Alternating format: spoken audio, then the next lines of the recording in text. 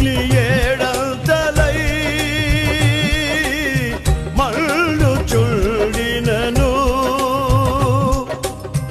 అగ్ని జ్వాలలు తాకలేదులే నీ ప్రియుల దేహాలను అగ్ని బలము